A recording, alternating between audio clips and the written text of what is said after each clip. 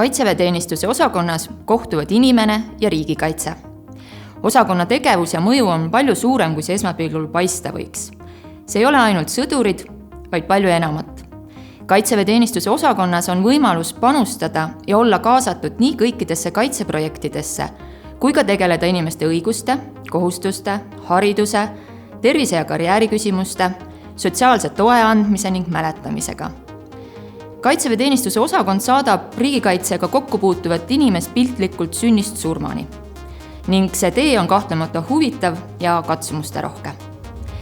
Meie eesmärk on tuua inimesi riigikaitsele lähemale ning suurendada ühiskonnas teadlikkust kõigi rollist riigikaitses. Samuti tutvustada võimalusi, mida riigikaitse võib omalt poolt pakkuda.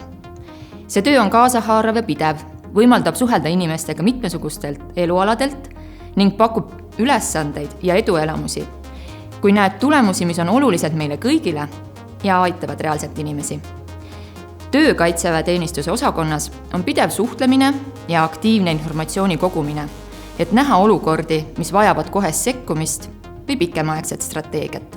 Siin on võimalus panustada nii vahetu probleemide lahendajana kui ka pikaaegsete analüüside ja prognooside koostajana. Kõik on oodatud. Kaitseväeteenistuse osakonnas töötavad inimesed, kes on seadnud teiste heaolu enda omast natuke ettepoole. Seda on olnud võimalik teha tänu headele ja toetavatele kolleegidele, kes on valmis igal ajal oma abi pakkuma.